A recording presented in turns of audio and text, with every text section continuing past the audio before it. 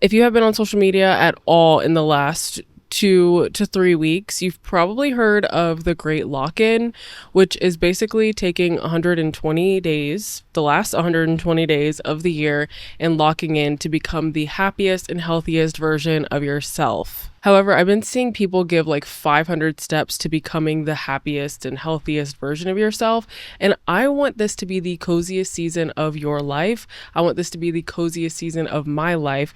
And I don't need a 500 step plan. So I'm going to help you out to make sure that you don't get overwhelmed and that this is the coziest season of your life. Hello, everybody. My name is Michaela, and this is the Cozy and Thriving podcast, where we are building and living the life that we actually want to be present for. And I am so very excited about today's episode because we're talking about being cozy. Literally my favorite thing ever. I do want to say, if you are a new watcher/listener, I am in a new space. I'm outside today.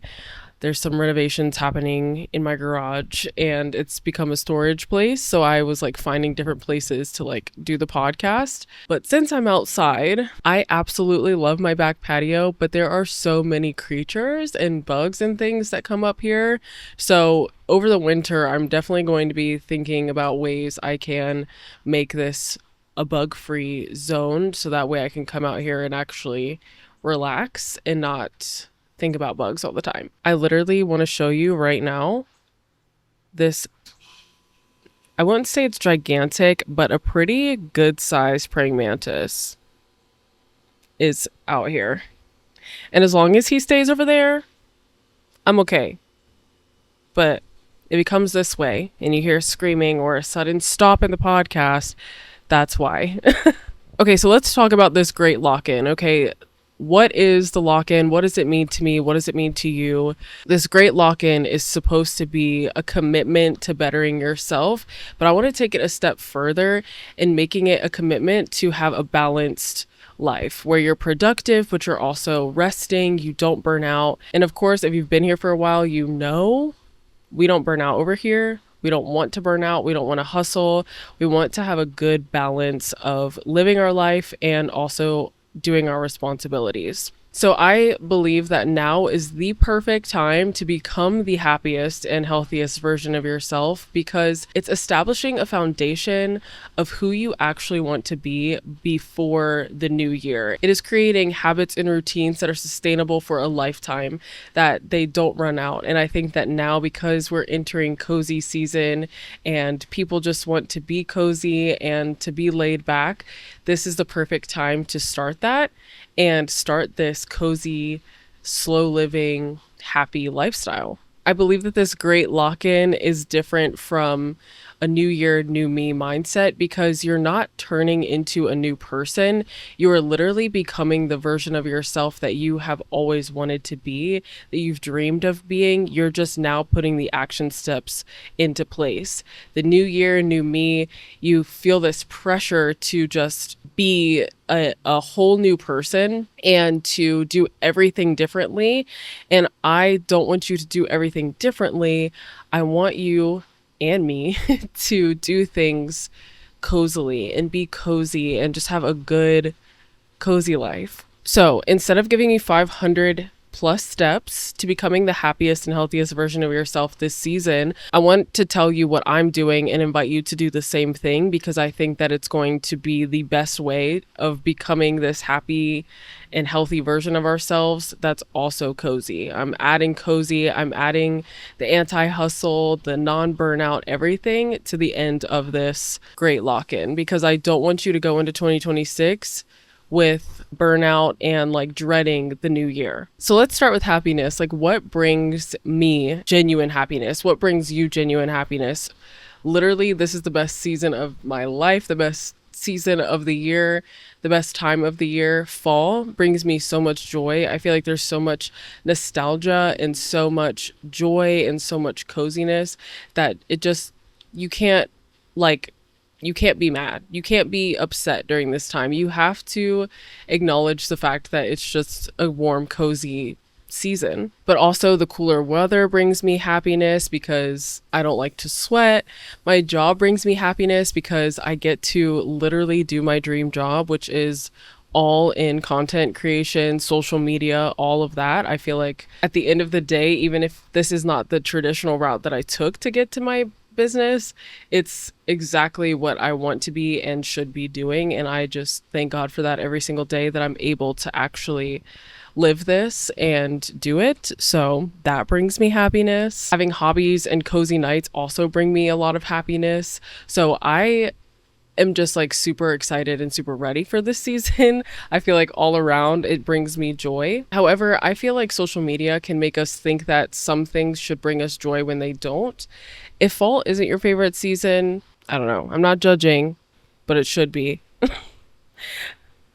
Not judging though. But I can almost guarantee you that if you are trying to find joy in other people's happiness and joy and what brings them joy and happiness, you're not going to be as happy as them. So to find out what actually makes you happy, like ask yourself, what do I look forward to when I get off work? What excites me when I think about it? Or what's something that just makes me feel good? It can be as big as planning something every weekend, going out all the time, doing all of these activities outside of your house. That's not me. I'm definitely a homebody introvert, like to be by myself. But it can also be as small as just making yourself a cup of coffee in the morning, or journaling for 5 minutes, or whatever the case may be. Whatever brings you joy. Like, just think about it. Even now, I feel like most of the people in my community, on my podcast, TikTok, Instagram, don't really watch football, don't really care to watch football, but football is one of my favorite things ever. I'm even on a fantasy football league.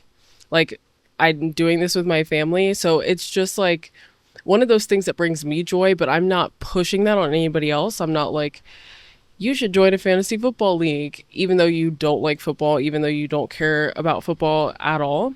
I want you to think, what makes you happy? What is going to bring you so much joy this season? Now let's talk about the healthiest version of you. And I feel like when we hear the word health, we automatically go to working out, eating salads, going on a diet, losing weight, all of those things. And while those things, yes, have to do with your health, there's other parts of health that we have to nurture, like our mental health or our health of relationships or whatever the case may be.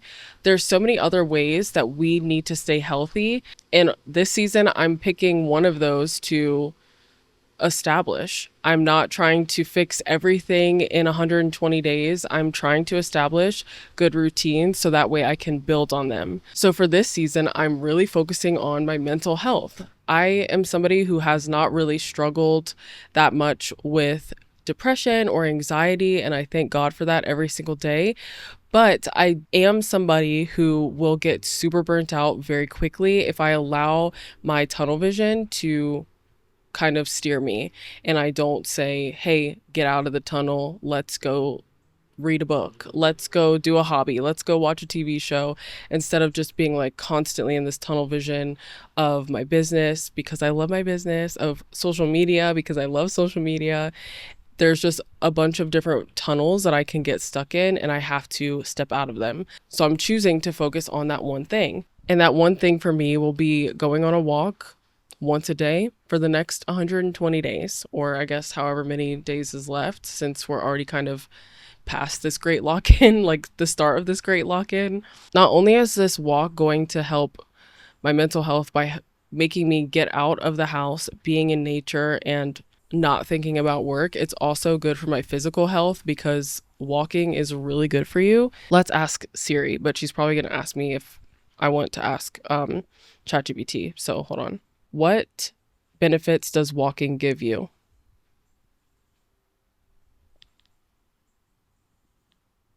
Oh, well, she didn't talk. Okay, so it says walking has many health benefits such as weight loss, lowering blood pressure and cholesterol, boosting memory, reducing the risk of heart disease, diabetes, cancer, and more.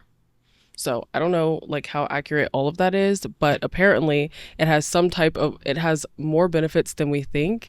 And so going on one walk, it's so simple. It can be 10 minutes, 20 minutes, an hour, whatever. Going on one walk a day is going to help me stay out of burnout, but it's also going to help my physical health. And it's just one little cozy thing to do a day. And I do want to acknowledge the pressure around the optimal health that is online, like having a perfect routine and having a 5 a.m. schedule and all of those things. And if that's you, I am like, congratulations. Like, I want to be you when I grow up, but that's just not where I am right now. And so I need to meet myself halfway by having discipline to do one thing, like going on a walk every single day, and not burning myself out with extreme routines, extreme workouts and extreme health diets and all these other things. Like, just meet yourself halfway. And I want to be here to tell you that a 500 step morning routine is not the only way to be healthy. Optimal health looks different for everybody. What may work for you may not work for somebody else. What you do may cause someone else to burn out. Hello, that's me. Watching some people's like morning routines, I'm like, I would be so burnt out by that. But I'm glad that it doesn't burn some people out. But for me, it just wouldn't work. It just really wouldn't. And like I said at the beginning of this podcast, that I feel like a great lock-in or just locking into anything is being consistent and having a balance between your responsibilities and work and rest, and that it should be sustainable. That's how I feel like health should be in general. The things that you do to improve your overall health, whether that's your mental health, your physical health, emotional health, whatever the case may be, it should be sustainable and it should be supportive to you. If what you're doing is causing you to burn out and what you're doing is causing you even more stress and strain in your mental, girl, it's time to switch it up. It's time to switch it up. I believe that cozy routines and productivity are equally as important as pushing yourself. So make sure that you're being cozy while also doing things to improve your overall health this season. Okay, I want to go over why I'm not giving you a 500 step plan to become the happiest and healthiest version of yourself. Number one is because I really feel like overcomplicated systems don't always work. I think that we can have a good, like, thorough step by step, and I believe in that thoroughly. If you've been through my Future You project series, I was going step by step. I even have started like another series called the Future You Files, where I'm like actually living out what I put into my Future You project. I started a plan to make my business an anti-hustle business, and that's going step by step very thoroughly. But when it comes to being your happiest and healthiest self, it's not about a million step plan. It's just about picking the things and being disciplined enough to do them to become that. I feel like a plan with a lot of steps is good when you're motivated. You're motivated to complete all of those steps. You're looking forward to completing all of those steps. But then when the motivation's gone, what is it that keeps us doing that? Discipline. And we have to build our discipline. And building our discipline by giving yourself a million things to do in one day is going to burn you out faster than it's going to help you. I promise. I know. I've been there. I've done that. And so we're just choosing little things to do to help build our discipline. What has worked for me in the past is thinking about literally everything that I want to do, like I've done in the Future You project. I've thought about all of the habits I want to do, how I want my future self to live, all of these things, and stripping it back and saying, okay, what can I do right now? What is one thing, two things, three things that I can do right now and be good and be excellent in them and conquer them, so that way it's just a part of who I am and I build on top of that. So last week on YouTube, I was talking about how I am planning on just establishing my evening and morning routines, and that's it. Like, that's all I want to do for the rest of 2025. I'm not adding new goals. I'm not trying to be a certain type of way by the end of the year. I literally am just establishing my morning and night routine, so that way I can go into the new year being excellent in that. I can build on top of that. I don't have to establish that and start something else. So here is what my great lock-in plan is, okay? The things that are helping me support building my morning and evening routine. Like I said, I'm not trying to do everything at once. My morning and evening routines are super simple. I will link the YouTube video in the description of this podcast so you can see exactly what I'm doing in that routine and establishing that. And like I said earlier, I'm doing a walk a day for 120 days. I'm going on one walk a day, whether it's 10 minutes, 20 minutes, an hour, it does not matter. I'm doing one of those. To me, when I go on a walk, I sleep better. I don't know why, but I feel like I do. And I feel like because I sleep better, I'm able to have a better morning and evening routine because I'm not waking up tired. I'm not just going to bed like laying out in the bed or crashing out in the bed. It's just one simple thing that is helping support what I've already said I was going to establish. I'm also having a social media boundary. As a content creator, as somebody who works on social media and posts on social media and does all the things social media, I can get consumed by it. And when I'm not posting, I'm doom scrolling.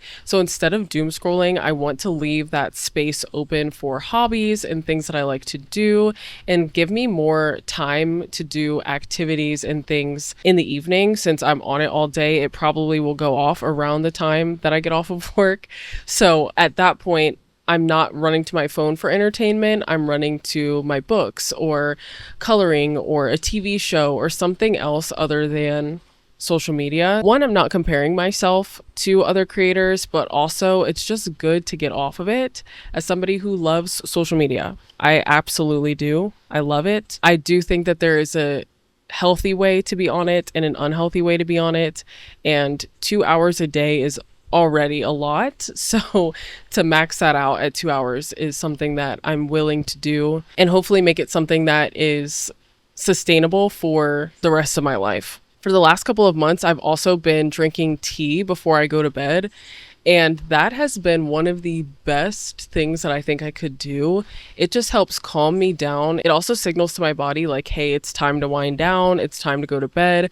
I usually will make it while like I'm getting ready for bed, like I'll warm up the water and everything, and I'll grab my book and get in the bed and drink my tea and read my book, and it's just so nice. I feel like my mother because that's what she does, but you know, sometimes you just become your parents and you realize, you know, I see why you did this. I see why you do this. Okay, so if I can leave you with anything for this last part of the year, it's not Q4, but it feels like it for sure. For this great lock-in, this 120 days of doing something consistently, if you're feeling so overwhelmed by a bunch of different steps and trying to pick something for each hour of the day and all of these things, I want to help simplify it for you so that way it's the coziest season of your life. And that is picking two things, one that makes you happy and one that helps support your health in any aspect. If that's your physical health, mental health, relationship health, whatever the case may be, pick one thing to focus on in each of those areas. And I promise you, by 2026, you'll be the happiest and healthiest version of you to be able to go into the new year having your shine back. Remember, the goal is to be cozy and sustainable and not extremeness. Don't pick something that's going to be overly extreme and just like you don't know what you're doing because it's so extreme. Pick things that you know you're going to be able to do for the rest of 2025. So that is all I have for you. I really liked being outside for this. Another great thing about the fall is it's not hot and humid and it's honestly really breezy. It looks like it's about to rain, like the cozy weather. I'm excited for that. I'm ready to lock in with you guys and just become the happiest, healthiest, and coziest versions of ourselves because that's what life should be. Our life should be happy, healthy, and cozy. I stand on that. I truly do stand on that.